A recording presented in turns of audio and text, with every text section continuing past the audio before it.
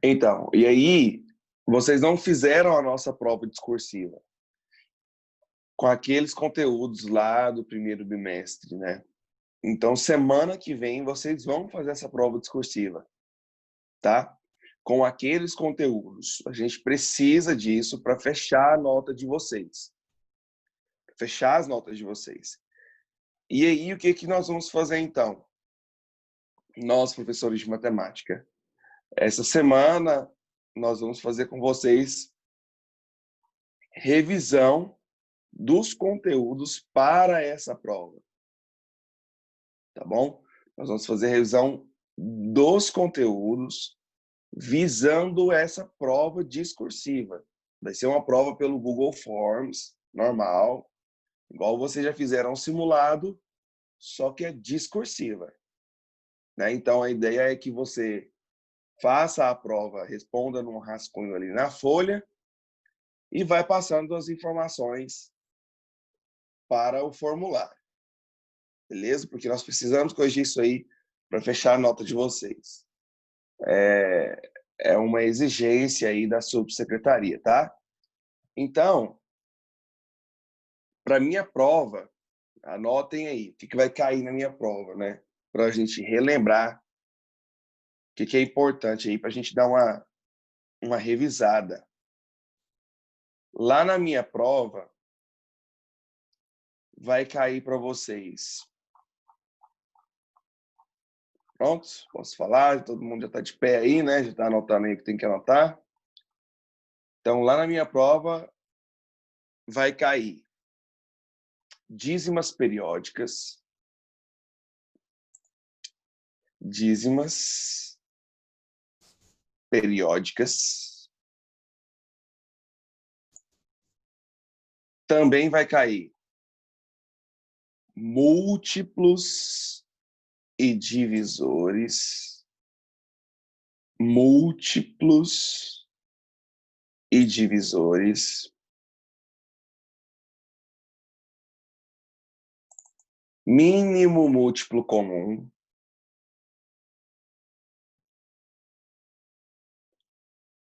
máximo divisor comum,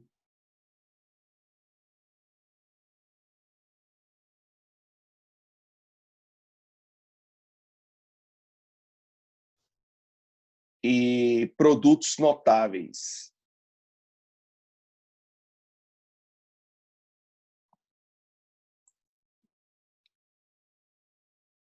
E produtos notáveis. Beleza? Então, aí essa semana eu vou revisar com vocês esse conteúdo, pensando, né, esses conteúdos, né, pensando em ajudar um pouco vocês. Tá bom? Então é isso. Deixa eu projetar aqui a tela aqui para vocês, para a gente começar essa nossa revisão. Deixa eu ver se tem alguma pergunta aqui. Em agosto e setembro, Libna, eu vou passar... A Libna está perguntando o que eu vou passar em agosto e setembro. A partir de agora, a gente vai começar a ver teoria dos conjuntos, função, o que é uma função injetora, sobrejetora, bijetora, função composta. Nós vamos ver função afim, função quadrática, função modular, logarítmica, exponencial. E a gente acaba o ano vendo análise combinatória. Eu vou ministrar análise combinatória para vocês. Beleza?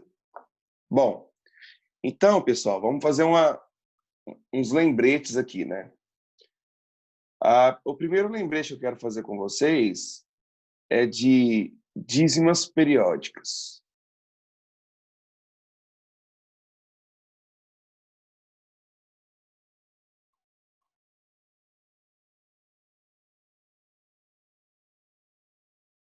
Quando nós estudamos dízimas periódicas,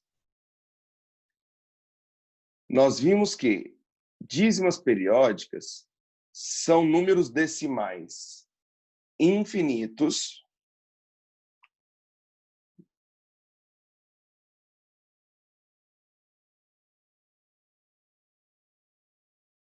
números decimais infinitos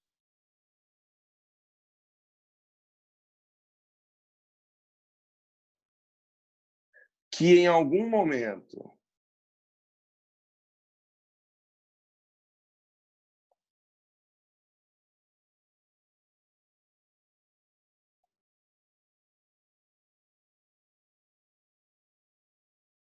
que em algum que em algum momento haverá apenas repetições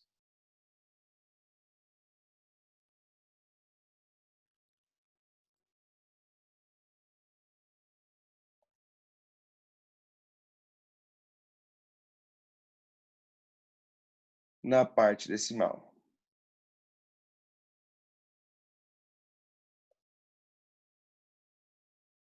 Beleza. Aí, nós vimos que essas dízimas periódicas, elas podem ser simples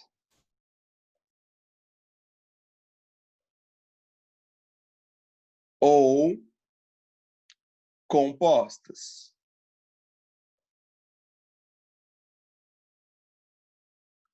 Elas podem ser dízimas periódicas simples e dízimas periódicas compostas. O que é uma dízima periódica simples? O período vem imediatamente após a vírgula. Então, dízima periódica simples. O período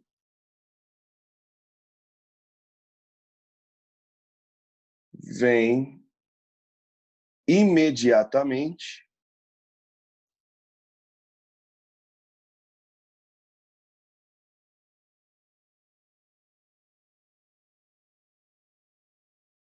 após a vírgula.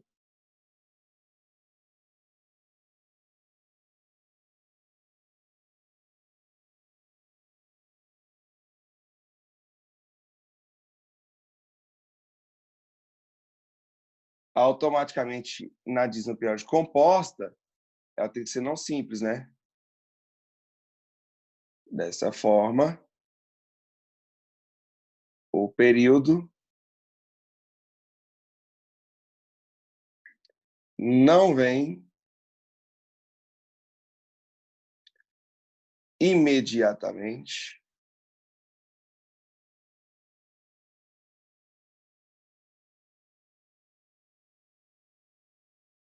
após a vírgula.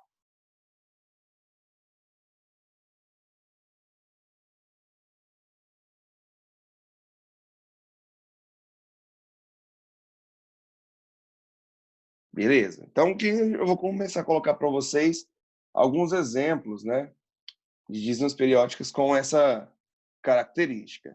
Então, dízima periódica simples, eu poderia colocar aqui, por exemplo, 0,4 e a barra em cima do 4. Isso é a mesma coisa que 0,4, 4, 4. E qual que é, pessoal, a fração que gera essa dízima? Deixa eu abrir aqui o bate-papo aqui para eu dar uma olhadinha aqui.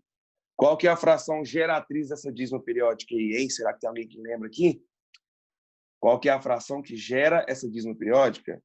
Muito bom, Karen. Isso, Libna. Isso aí, Jefinho. Boa. São 4 nonos. 4 nonos é a dízima periódica, é a fração geratriz que gera essa dízima periódica, né?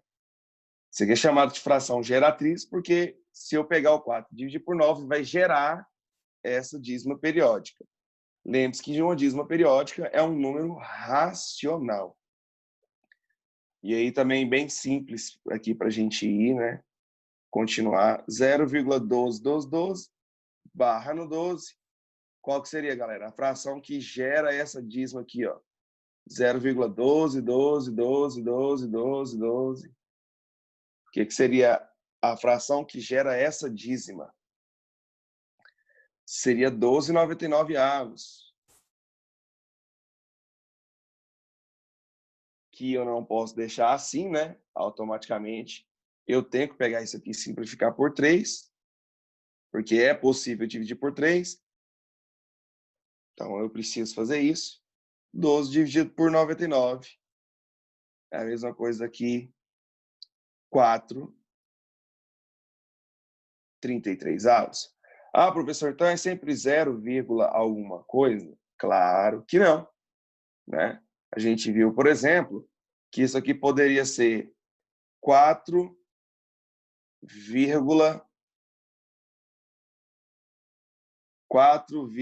vamos colocar aqui 8, 8, 8. Isso é uma dízima periódica simples.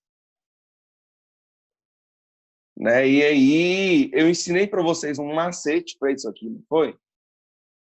Obviamente, você pode falar que isso aqui é a mesma coisa que 4 mais 0,888. Tu pode fazer isso.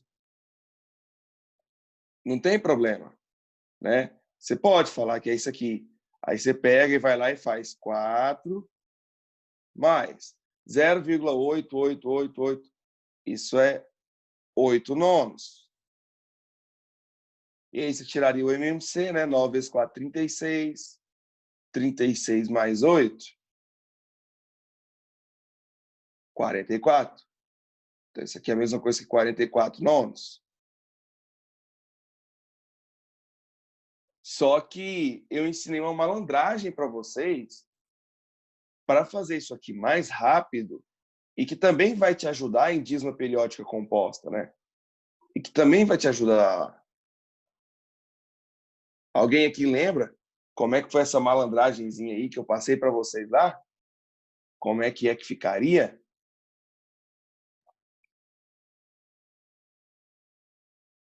Ninguém lembra? Ninguém lembra? Nós teríamos que escrever o número e não, Karen. Tem uma coisa aí que tá errada, né? Não tem 0. Não tem esse 0 aí, Karen. Porque isso é uma dízima periódica simples, né? Então, a gente escreveria o número formado sem a dízima, sem o período com o período. 48. Tira o que não faz parte do período. 4. O número de algarismos do período, no caso, meu período ali é 8, um algarismo só. Eu coloco 9 embaixo. Então, 48 menos 40, menos 4, né? 44 nonos. Está resolvido. A dízima periódica simples, né? E a dízima periódica composta? Vamos colocar aqui um exemplo aqui. Vamos colocar aqui como exemplo 0,1333, né? Que é a mesma coisa que eu vier aqui, ó, e colocar a barrinha só no 3. Isso é uma dízima periódica composta. Por quê? Porque depois da vírgula não vem imediatamente o período. Então, pelo que eu ensinei para vocês, escreva o número formado com os algarismos que não pertencem ao período e junto com o período. Então, no caso aqui, seria o 1 que não pertence e o 3 que pertence. Ficaria 13 menos o que não faz parte do período. O que não faz parte do período? 1 sobre o meu número de algarismos do período é o meu número de 9. Meu período é o número 3, é um algarismo só, 9. Como ela é composta, para cada número depois da vírgula que não pertence ao período, eu coloco um 0. Então, depois da vírgula, tenho o número 1, que é um algarismo. Vou lá e coloco um 0. Então, 13 menos 1 é 12 sobre 90. Dá para simplificar isso aqui. Ele é divisível por 2. Os dois são divisíveis por 2, porque é par. E os dois são divisíveis por 3. Então, eu posso simplificar por 6.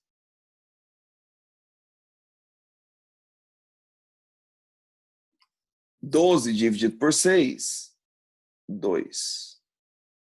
90 dividido por 6, 15. Então, a resposta seria essa. 2 quinzeavos. Vamos mais um exemplo? 0,451. 51.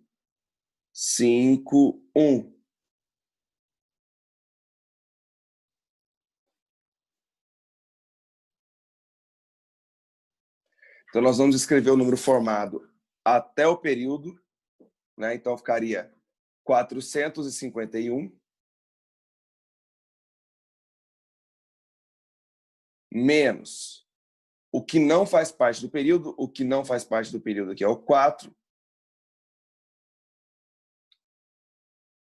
sobre o meu número de algarismo do período. Meu período é 51, são 2 algarismos. Então, 2 noves. E depois da vírgula, eu tenho somente o número 4, que não pertence ao período. 0.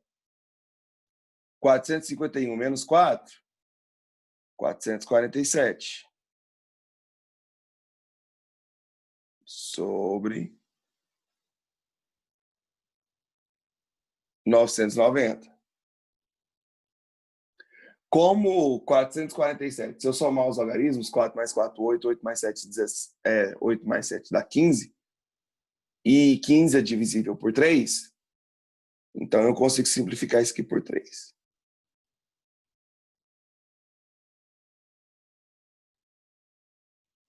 Então, eu vou ter 447 dividido por 3. 1, 4, 9, sobre 330. Então, se você entende isso, eu posso colocar um número do tamanho que for, que teoricamente você dá conta de resolver. Se eu colocar aqui, por exemplo, ó, 21,89444, não vou fazer os cálculos todos, né? Mas eu só quero que você entenda a ordem, depois eu escrevo de novo. Então a gente tem que escrever até onde não faz parte do período, até onde faz parte do período, né? Então seria o 2, o 1, o 8, o 9 e o 4. 2, 1, 8, 9, 4. Menos o que não faz parte do período. O que não faz parte do período? 2, 1, 8, 9.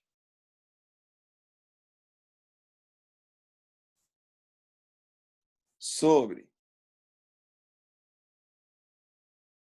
Meu período é apenas o número 4, que repete. Então, eu coloco apenas um número 9. E depois da vírgula, eu tenho 2 números que não fazem parte do período. 2 algarismos. Eu vou lá e coloco 2 zeros. Bom, não vou simplificar, só fazer a subtração aqui, né? 14 tira 9, 5.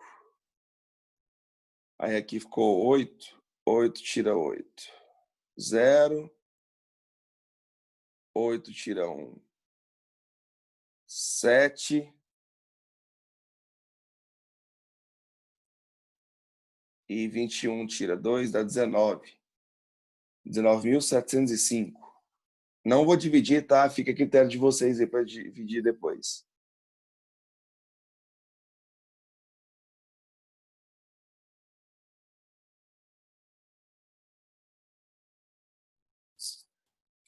Certo. Então, deixa eu escrever aqui aqueles passos lá, né? Esses passos para vocês não esquecerem aqui, que isso é importante.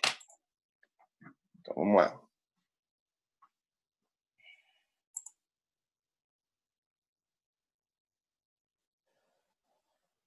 Pessoal, a Lívia está perguntando, o número 0,06666 é simples ou é composta? Só olhar a definição, Lívia. Depois da vírgula, já vem o período? depois da vírgula aqui, ó, já vem o período imediatamente? Sim ou não?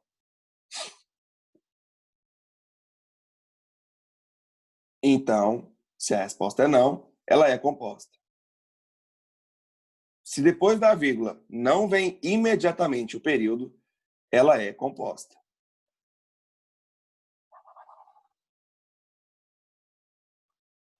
Então, vamos lá. Passos para encontrar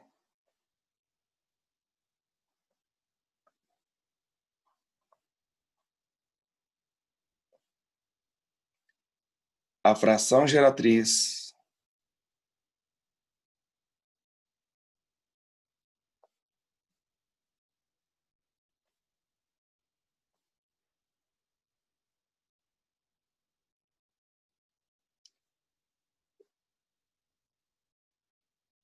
de uma dízima periódica.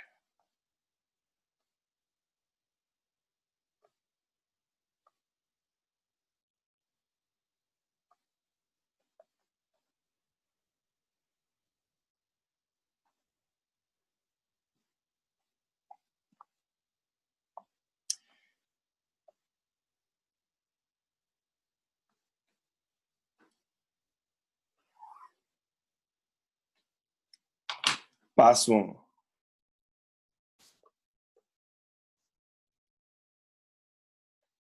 Escreva o número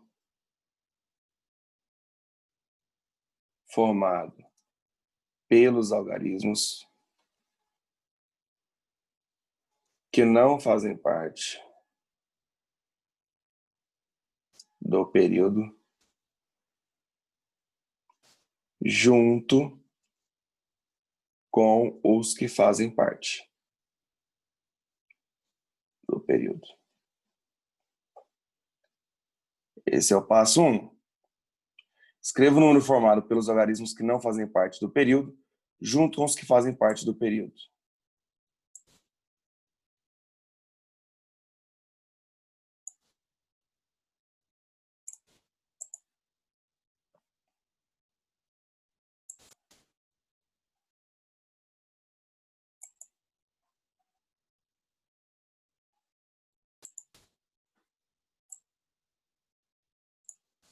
Passo 2.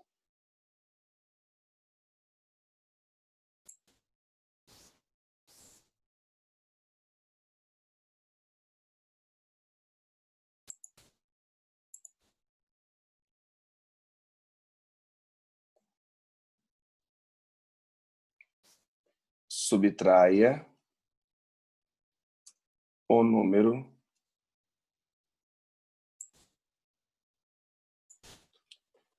formado pelos algarismos que não fazem parte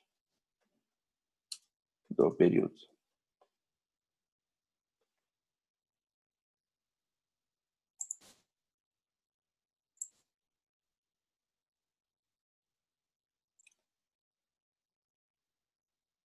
Subtraia o número formado pelos algarismos que não fazem parte do período. Passo 3.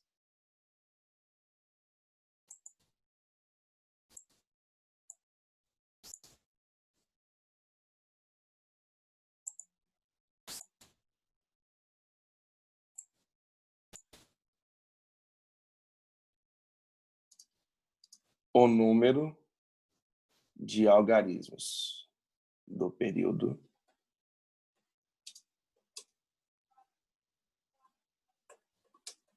é o número de noves que colocamos no denominador. O número de algarismos do período é o número de noves que colocamos no denominador.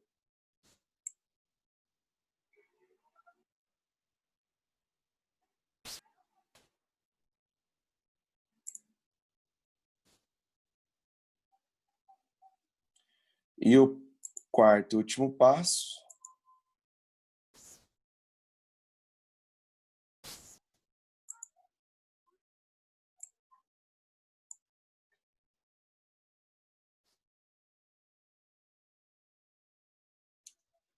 o número de algarismos.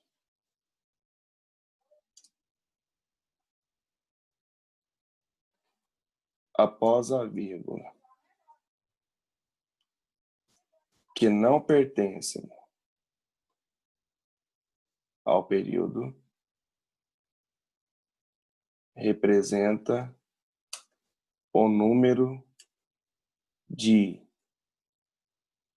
zeros que colocamos no denominador.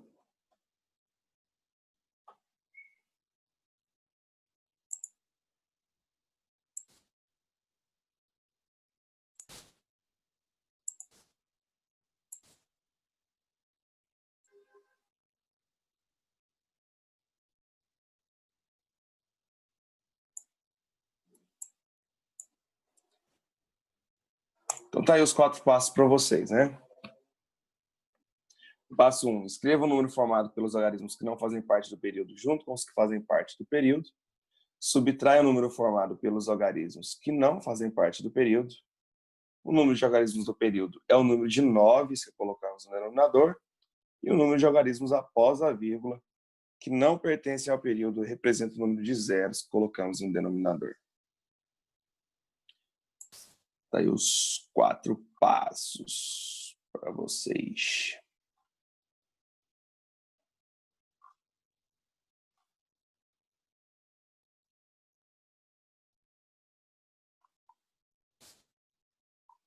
Tentando encontrar aqui, mas não estou achando o exercício sobre dízimos periódicos. Não sei onde eu coloquei ele. Mas, enfim, o grande segredo é só seguir os passos que eu falei para vocês, tá? Seguindo os passos que eu coloquei aqui para vocês aqui, não tem erro. Bom, a outra parte que é importante para a nossa avaliação, para vocês não esquecerem aí, né? É quando a gente fala de múltiplos e divisores.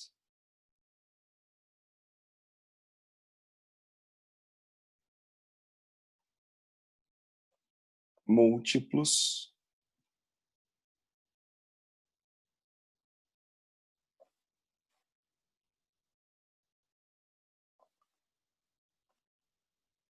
e divisores.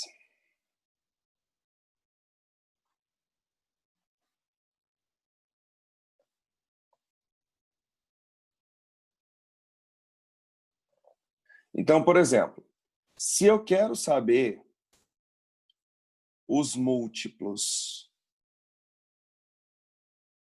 de 12,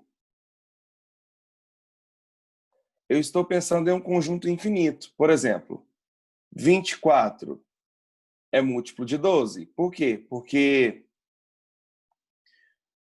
24 vezes 12 vezes 2 é 24. Deixa eu ver aqui mais que 60 é múltiplo de 12. Porque 60 vezes 12, ou 5 vezes 12 é 60. 0 é múltiplo de 12, porque 12 vezes 0 é 0. Menos 12 é múltiplo de 12, porque 12 vezes menos 1 é menos 12. Então, quando eu falo de múltiplos, eu estou meio que pensando em fazer tabuada, tá? Quando eu falo múltiplos, no caso geral. Então, por exemplo, o negócio vem do infinito negativo aqui, menos 36, então, menos 24, menos 12, 0, 12, 24, vai embora. Esses são os múltiplos de 12. Agora, se eu penso nos divisores de 12, eu estou pensando nos números que dividem 12. Então, quais são os números que dividem 12? 1 divide 12. Se 1 divide 12, o 1 negativo também divide 12. Então, mais ou menos 1. O 2 divide 12. Mais ou menos 2. 3 também. Então, mais ou menos 3. Opa! Mais ou menos 3. 4 também.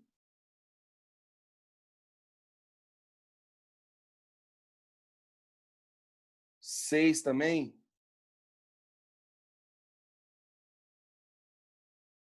E o próprio 12 também. Vou descer uma linha aqui, porque eu não sei se vai aparecer para todo mundo ali.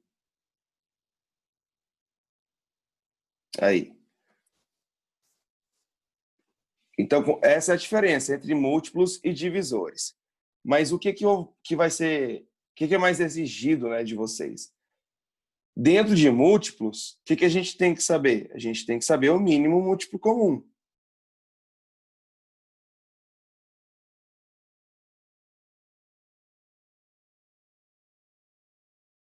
Mínimo múltiplo comum. Já aqui, a gente vai ter que saber máximo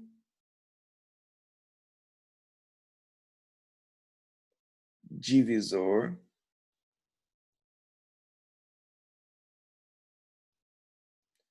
comum.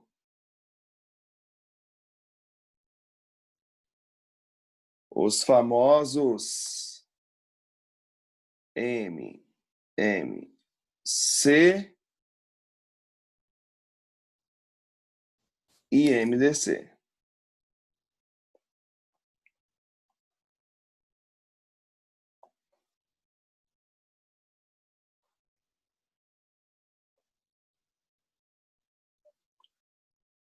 Quando eu falo de múltiplos, mínimo múltiplo comum e de máximo divisor comum, eu estou pensando estritamente nos positivos, tá?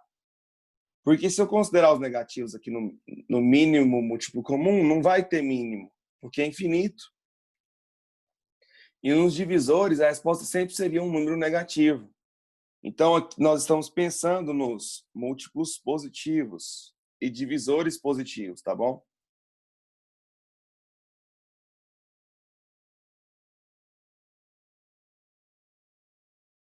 Múltiplos positivos.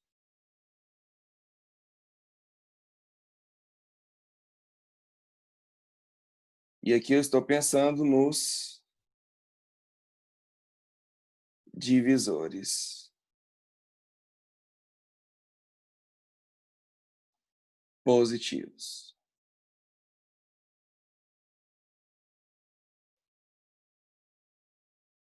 Então, pessoal, na nossa próxima aula, a gente... É quinta-feira, né? Na nossa próxima aula, a gente continua esse assunto aqui de como fazer MMC, como fazer MDC e como identificar aqueles problemas, né? Quando que é MMC e quando que é MDC. Isso a gente vai ver na próxima aula, fechou? Então é isso, muito obrigado por hoje, sejam bem-vindos novamente. Beijo para quem é de beijo, abraço para quem é de abraço. Tchau, obrigado.